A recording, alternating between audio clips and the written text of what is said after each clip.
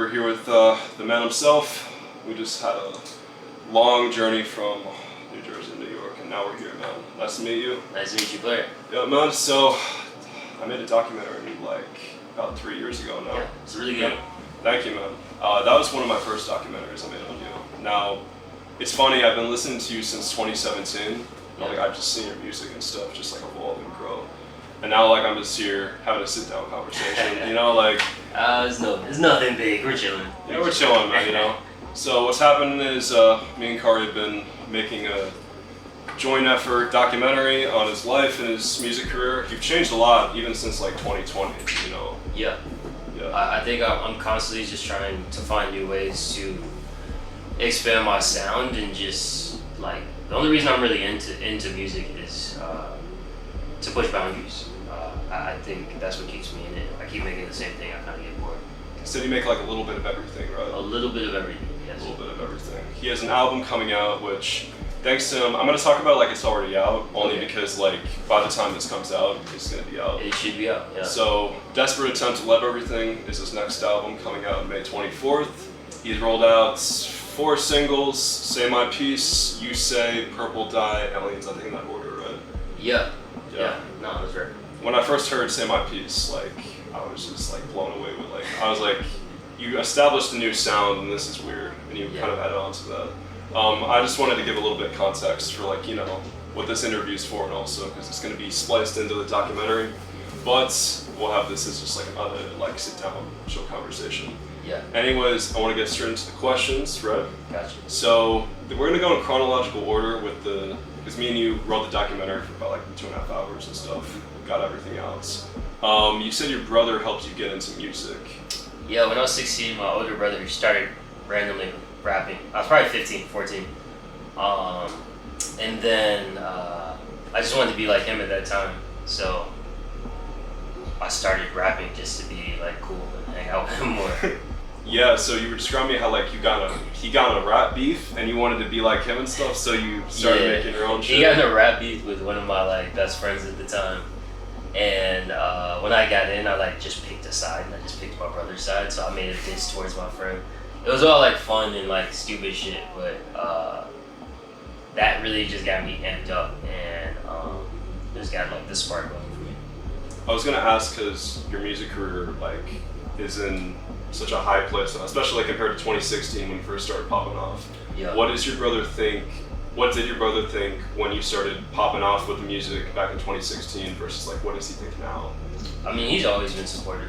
I think it's been a longer journey to where I am now, and it's been a journey to the beginning. I feel like I'm just now starting to make the sounds I want to make or have more control over that, and I just now feel like I got good.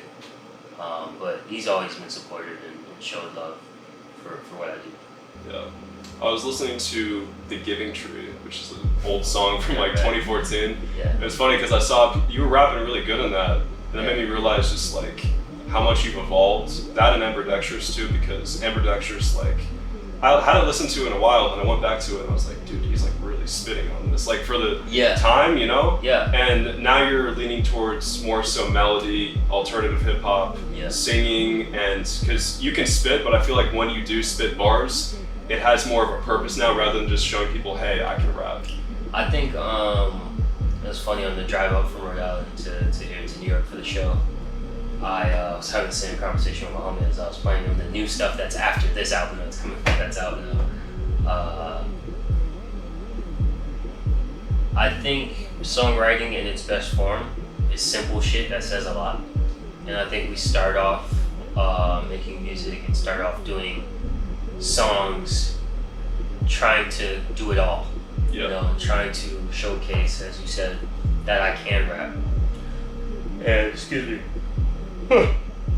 And now that I've proven it to myself, I'm like, am I saying anything? And I feel like that's more important. I don't want to waste bars anymore. I don't want to waste words in songs. I want to make sure anytime I'm saying something, well, for the most part, I'm still gonna have fun here and there, but I want to start making sure most of my songs, they don't have to carry a message, but they have to carry meaning. And I feel like my favorite artists do that over time. They start off rapping super even if you listen to Kendrick, he started off super complex. Yes. Hella metaphors, hella like punchlines and shit. Now he doesn't really do that as much. He still raps fast, he still has all the technicality, he dives into it when he needs to, but like, if you really listen to his music since Good Kid, Mad City, it gets to the point as opposed to trying to impress people with bars. Yeah, because like you have a lot of like funny lyrics in your older stuff, right? But Yeah. you look at the singles you've rolled out so far for this album. The moments you were really spitting bars, you focused more on melody, and I told you your hooks, especially since like Up To, have gotten like so much better, and they're a lot more catchy compared to your older stuff. But when you were talking about what you're experiencing with your brother on Aliens, and you started spitting, like there's so much emotion to that. On Say My Piece, when you started spitting bars and just rapping a lot faster, I felt like it had a lot more meaning. And it seems like you're just really, I guess, focusing on that with your newer stuff, and it has a lot more purpose. Just choosing my moments. I think that's really it. Because I mean, like Aliens, I'm still rapping, I'm still saying shit, but it's not. It's more life. It's more real things that you can take away and walk away with. Which I guess in the same way, if someone's saying witty stuff, you could just walk away with, I fuck with that guy's fucking ability to say wild shit. I identify with that. So you can still walk away with something from that. I just, at this point, want to make music for more people. And I think more people, you gotta, not you have to, but in an effort to make music for a broader audience, you have to think in simpler terms, not in basic terms. Not like a bad way, just like trying to say a lot with a little, as I said before. Yeah, like make it more digestible. Yeah, just make it. Yeah. Some people maybe call that dumbing down, but not really. I think it's being smarter with the way you choose to like. Dumbing down is just like, you're still wasting words when you dumb down. Dumbing down is like, I was in the club. Fuck this up. Like showing love. It's like the easy word to say after that was showing love. That's dumbing down, you know? Like, I'm not going for the easy thing to say. I'm trying to go for what I want to say. Exactly, yeah. So, Captain is an interesting situation. Yeah. You talked about on, I believe, Mobbin' 2 off of this album right here. This is weird. I'm just going to show this sexy cover to the camera. Shout out to the artist who made the cover for that. I bought this for $40 before we started this interview. So it's mine. That's a real one. That's a real one. Yeah, but you said on Mobbin' 2, and when we talked, you say this quite a lot. I think your fans are aware that you felt like Captain was a mistake, or you felt like you could have done more of that project. Because I remember when that was being rolled out, like a lot of it was being invested into like visuals and stuff like that. If you could go back to Captain, what would you do differently? I wouldn't have hired PR. Spent like $6,000 on that first. Two, I would have just took more time with it, or been more flexible with what it could be. Yeah. I think I settled for songs that I made at the time because I didn't have the work ethic that I have now. I wasn't as good as I am now. So I think a lot of the times I settled. Like Captain, I didn't even want to put that on there. Like I didn't want that to be my sound, like that trap like vibe. So I remember when I made it, I was like, I shouldn't put this on the album, but I just settled because it was for the album. Not to say it's a bad song, but you played at the end of like almost all your shows, like yeah. Because of the turn up moment, but it's like I think I'm now at a point where I'm trying to be more intentional. After this album, I'm just gonna be more intentional with songs I drop. I can have a fucking fire song sitting on my hard drive going forward now, and if it doesn't align with the story or the brand I'm building, I'll never drop it. Maybe I'll give it to a different artist. Maybe I'll send it in for like sync or something. But like, not every song I make has to come out for everyone. I mean, yeah, that's just like something as an artist. Like you make something and you're kind of at peace with like, you know, it's not everything. It's really just how you get to the perfecting moments of things, you know, like what you want people to see. Ideally, I would just drop whatever the fuck I want, but I know people digest things in categories and they need boxes. Yeah. People do. Even if you're outside the box, people need a box to put you in. They need to put you in the outside of a box guy. The Tylers, the Child Champinos, and there's rules that come along with that. You know, I think Captain was just one I didn't like. I didn't stick to rules for myself, and I think I'm happy for the project artistically. I love it, but Yeah. I just would have did it different. You were talking about, this is one of probably your first project in your discography. It's on SoundCloud, Love and Yeah. Haters. I remember listening to that, and that was a very emotional project. And you were talking about the summer of 2012 and how your mom lost her house and stuff, and you were Yeah. sleeping on your friend's floor. And you go back to that on Nomad off of this album. Yeah. How did that summer influence you? And was it like a motivating or demotivating factor, just the circumstance that you were in? I think it was just a turning point in my life where I just had to make a decision where I dive into the unknown or just stay around and fucking see how things go. And I dove into the unknown, moved to New York, and it was just a pivotal point in my life. And it was like, am I really gonna do this? Am I really gonna pursue what I want to do? Really chase shit. And I think it just made me a better person, helped me find who I am through that process. Yeah. Yeah, pretty much. I was actually gonna ask this question before that one. Yeah. You were talking about like boxes. Now, Yeah. you know, being inside, outside the box. Yeah. You know, I make videos on Tyler albums and stuff, Yeah, right? yeah. And I feel like a lot of people that watch me because they're fans of Tyler, they'll like your stuff because you're very weird. Yes, That- sir. you just like self-describe yourself as a weirdo. This is Weird is the name of one of your albums. Yes, you know, sir. Weird has been a part of your brand for like a while now, a couple Yeah. of years at this point. Growing up, did you feel like you were the oddball out or the weird kid? Always. I mean, I never felt like I fit. Never felt like I fit in Rhode Island growing up. I feel like it was a very closed-minded place. It's dope now. It's just definitely a cool scene there now, artistically and outside of everything. But I feel like at the time I was living there, there wasn't really much for people like me. And I didn't really find myself until I got to New York because you can be more we want here. Yeah. Because everyone's Very doing what they liberal, want. man. Yeah. I'm gonna be going to school here like in Fire. September, so you I know. feel it. Yeah. Maybe I can make music. Not trying to sell promo, but I mean I will be in film school. If you ever need a Yeah, man. videographer here. Hey, bro, grind it out. You know, and when if the time's right, it makes sense. You know, it makes sense. Exactly, man. You can't force it. Yes, sir. Let's see. So, what is your favorite song you've made so far? From what? Entire discography. Favorite song you've ever made? It's always the one I haven't dropped yet. Oh man, so you can't It's talk like, about it. that's my cop-out answer. It's always the song I haven't dropped out. Before I dropped this album, it was You Say My Piece and stuff like that. Waves, another project song on the album. Waves is that I feel like that one is like has a chance to be a hit because like I listened to the project earlier. I'm just gonna talk about like it's out already. Yeah. Desperate Time to Love Everything, May 24th. Keep promo and all that. Yes, But this album, it's a loop. You know, you Yeah. listen to it with the cicadas in the intro, and that's one thing I like in production too. I don't know why I like crickets and cicadas and all that, but it's like you're standing in the middle of the field, you're looking at the sky, and you see a UFO, and it's just like a journey through your mind. And by the end of the project, I love the sampling you did at the end of everything with the You Say instrumental kind of. Yeah, And it it's sounds like a reprise. It's a reprise, basically. Yeah, it's interesting how like you release the singles and they work well as standalone singles and songs. Yeah. But when you put it in the context of the project, the glitchiness too is one thing I noticed. In like a good way, obviously, but it's just it makes so much. It's like a piece of a puzzle. You add it together, and you got this. Honestly, I think they all work better together.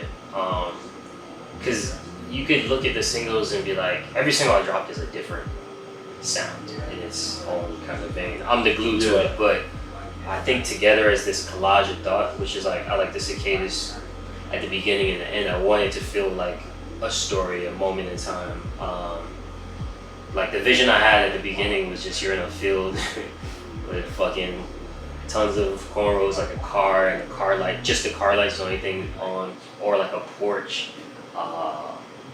And then there's this guy fucking playing piano and aliens are dancing around him. That was the vision I had in my head for what I want that moment What to did feel you like. take to get to that vision? Like some drugs or just? Nah, I just got there. But, and I wanted to feel like everything. It literally, like it's in the title, Desperate Attempt to Love Everything, but it literally, musically, is a lot of different sounds blended together. And I think it was important having that start and end. because it kind of bookmark or not bookmark. What's the thing like that, like on a bookshelf? Where you put divider, whatever it is. Yeah. Like, it kind of divides it from everything. It's like this is what this is, and everything within here is together. You know, I think separately, I do like the singles, but I just think separately, this is one of those projects that's just you're meant to hear it together. It's interesting to hear the interpretation of it because obviously you made the project, you know the most about it.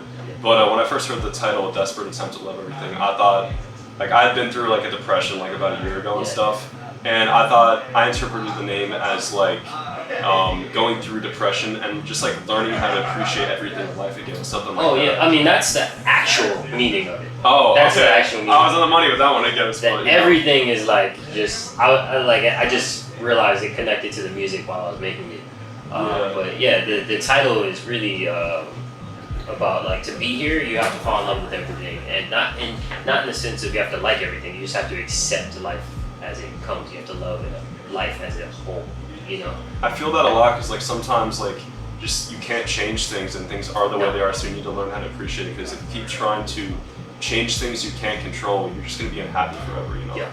Pretty much. Yeah. So I wanted to ask you about this because you're an independent artist, correct? Yes, sir. Yeah. So you're probably one of the biggest independent artists I know, and I feel like that movement. I'm small on the end of independent artists though. There's like big independent artists. Like I'm small. You're a contender. You're growing and stuff. You hit 600K on Spotify, I believe, this year. You know, and hopefully those are just numbers. Just numbers. I know, but like, dude, they compact over time, and you see those numbers in real life. If you stay consistent. Yeah, and you stay very consistent, especially since like 2022, I would say, man, like you've been rolling things out at such a pace, you know, and it's like I think that's one of the reasons why you've been growing so much. Your newer songs are like top of your Spotify streams. Yeah. Proud of Us. That's about to hit 1 million soon. You know? That is about to hit 1 million. Yeah. It's crazy, man. I cut off your question. I'm sorry. That's okay. I was gonna ask, as an independent artist, we were talking while we were writing the documentary too. Yeah. You were going to all these industry meetings and stuff, and eventually it seems like you got sick of it. You almost signed to Red Bull, which that's huge, man. You know. Yeah. Sorry, what was the question? What's your take on the music industry as an independent artist? It's the Wild West right now, in a good sense. I think one thing, regardless of how the industry works, creating leverage for yourself and creating value before you go into any of those meetings or whatever the fuck, or whatever you decide to do, that's just a way to win no matter what. And I think I'm more so focused on that and building up my own thing. It would take the right situation for me to ever sign to a label. Yeah. But I like the freedom that the current music industry provides and the opportunities to, one, we make art, but it's also a business, and the opportunities to make it into a bigger business that branches out into other things. And I like the fact that you can have ownership over all types of shit and all types of processes, or all parts of the process for yourself. But it does come with a lot of work. True. I feel like a lot of people aren't willing to do that work. Not in a bad way. It's just not something they're interested in. But I also enjoy the business part in some aspects. So one thing like I've noticed about you that separates you from other artists, like you're talking about work ethic, and I'm a strong advocate here for that because like you see these artists that are like one-hit wonders that just get the opportunity of a lifetime and they don't draw music, they don't do anything, they're lazy, they enjoy the lifestyle more so than the creative process of like what got them to that lifestyle. You have that work ethic. You've been grinding for at least 10 years at this point. You know, like. Yeah. I think a lot of people just don't know what it takes until they see what it takes, and you can paralyze them. I don't think they're inherently lazy. I don't think they're inherently making the wrong decisions for their career. It's hard to really know once you get there. You know, I've just been failing up. I just fail upwards. I fail a lot, but I try and make sure I build upon the failure, and not everyone can take that. That's just hard. You know, I'm from Rhode Island. There's no music industry blueprint. I had to move to New York to learn how shit worked. Granted, now you can look online and kind of get a sense of it, but I think you really gotta love it to stay in it. That's really be passionate, man. You know, like you need that passion to keep going. Either love it or love the grind. Yeah. One or the other get you through. Yeah. What's your least favorite song you've ever made? Dropped. I'm gonna go with Dropped. Not the song Dropped, but like least favorite song I've ever dropped. Yeah, Because drop, I made my bad. Yeah, I no, made you some got a terrible lot of songs stuff in sitting the on my hard hard drive. Yeah. You know. I'm gonna use Deadliest Catch as my scapegoat. Really? Yeah, I would just call it. That was one of my favorites on Captain. Yeah, people like that one. I like it too, but I just. It's funny because I feel like every artist has like one or two songs that they're like, I could have. They don't even have to hate it. It's just they like it the least out of everything they've ever dropped, right? And they're like, hey, I could have approached this concept better. But I mean, with sequel songs, for example, like 4am Thirst Ballet, I feel like you only do sequels if it makes sense. The same concept that you just approach from a different angle. I think he describes. I'm excited for all three. I hope that drops because this the idea of like you have this compilation of. I don't know why it just works like so well as a mixtape or compilation of songs. Because like it's so spacey. Like the project doesn't need to have a complete narrative. It just is. It's just songs. Yeah. Yeah. Yeah. I like the freedom of that. That allows me to put out different genres and stuff like that. And then you have the main narrative with the albums. The albums, yeah. That you I drop. like the distinction between the two. Yeah. We're gonna go back a bit for a second with the Yellow Raincoat. Tell us the story of how that happens and how you kind of like phased out of that. Word. So I'm from Rhode Island. It's the ocean state. So a lot of my early music used to be ocean themed and aquatic themed. And I remember going to an Army Navy store for the first time in Boston with my homie Marquise at the.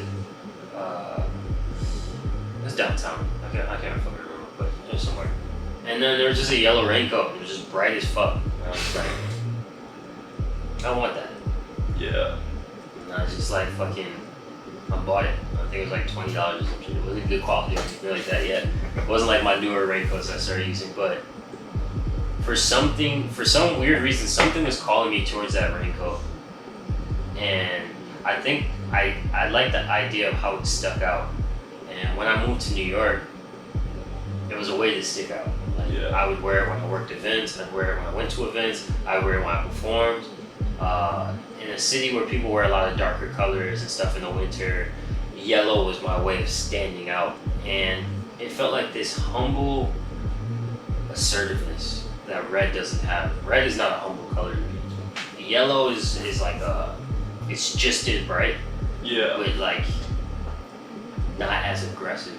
And I thought it was a great way to just stick out and brand myself, which since I've tried to move on from being branded around a color like that, because it's kind of like I guess binary or something. Like it's just I'm the artist that dresses in yellow, this color. dude. Yeah, it's kind of limiting. Like I'd much rather be known as an artist who wears bucket hats all the time, because then I can switch the colors up. It doesn't have to be one thing. My original plan was to wear different colors every album for shit like that. Really, I feel like where you are now with like I guess style wise, like some artists such as like Tyler, they have a persona or character they can put on for each album depending about like what the album's about. You've been doing that with songs, and I feel like you're at the point where you don't need to have like a standout look because you can just do whatever and it works for your brand because this is weird, right? I think that the important part in that approach is consistency. Yeah. It doesn't work if you're not consistent. You can't do that style if you're not on your shit, because people need. So say they didn't like this song, say they don't like Say My Piece, I drop another one. They don't like You Say, drop another one. I like Purple Dab, but alright. Now drop Alien's like, yo, I love this one, right? Yeah. That can get them to, once it's on the album together, that can get them to like maybe start to like the other ones, maybe start to, but even if they don't, I give them one every, like, you get fed, Yeah. But if I'm dropping super like 6 songs a year type shit, that person might not hear the type of style of me they like until next year. Like that's why I try to stay consistent now. That's interesting. Yeah. Wow. Let's see. 2018 was a very busy year for you. You dropped an album, an EP, and you went on your first nationwide tour. As an artist doing the nationwide tour, especially for the first time, What was that like? Because you were talking to me about all the mistakes you experienced and like how you learned from that and how you like enjoyed it, but it was very hard and stressful. What was that like? I think tour is amazing.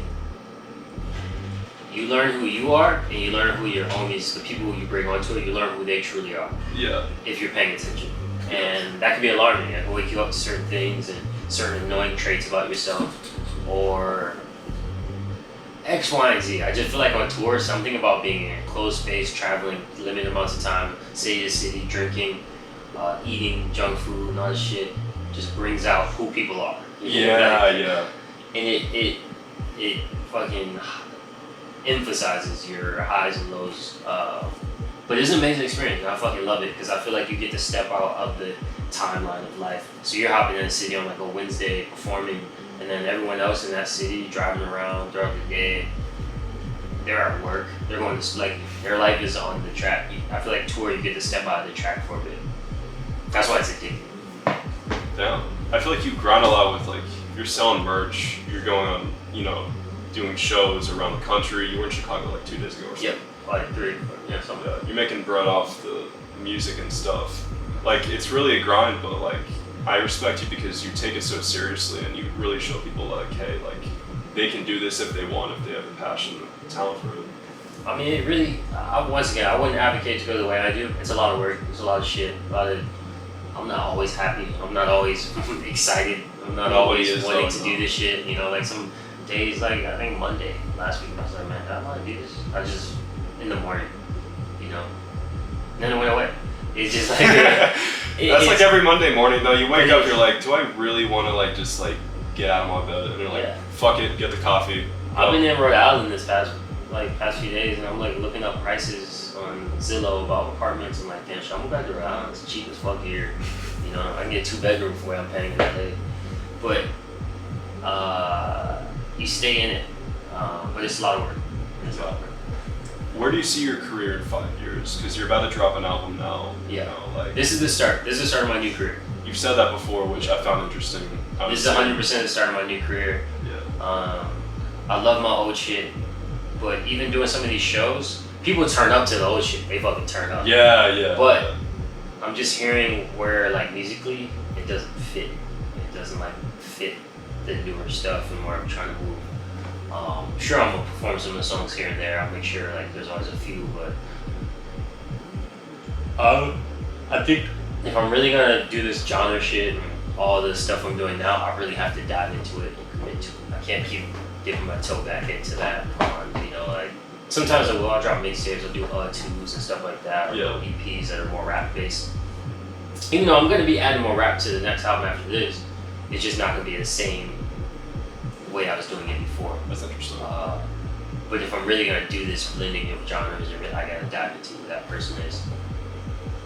Even if that upsets certain fans at the moment. I mean, you can't please everybody, but this is the last question. Nice. So, this is probably the most important question anyone is ever going to ask in their career. Are you ready? It's the worst question. It's definitely the worst question. question. Do bald people use shampoo? That actually is a great question. That's a great question. That's a great question. It's dumb as fuck, but it's a great fucking question. I had to end it off with something, just save the best for last, something like that. I used shampoo yesterday. Damn. I don't know why. He's facing the cameraman right now, just telling him, I don't know why. I'm not sure what why. What about conditioner? Yo, I threw in that conditioner after too. You actually do have hair follicles, so you should put shampoo on. Just for your scalp and making sure it's whatever. And then beard makes sense.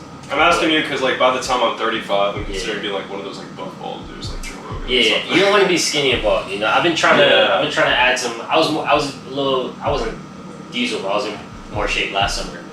I'm working out again, trying to get back to that. But some bald dudes do. I don't normally use shampoo though at all. Like yesterday, it's funny you ask right now because yesterday I was just at my homie's crib and I'm standing there. He had shampoo. I was like, put some shampoo on. Dude, I just had to ask for the fans that we're considering going bald or something like that. I appreciate the interview, man. Thank you. appreciate you, G. I'm gonna say one more thing Yes, before sir. we close up. This is weird because it worked for me this year, but at the beginning of this year I said I was gonna blow up on YouTube. Yes, and sir. so far I've doubled my growth. And Let's my go. channel's been doing good. You're gonna blow up this year. 2023 is your year, and 2024 you're gonna get a Grammy. We'll see what happens, but hey man, I believe in manifestation. You're 1 year ahead of my timeline. I think 2025 is when the Grammy comes. 2025, 2024 Khary is on. Durgans Man, gets his first Grammy. Okay, appreciate you, G. Appreciate it, man. Thank you. Nice Khary interview. Oh yeah. You want to get a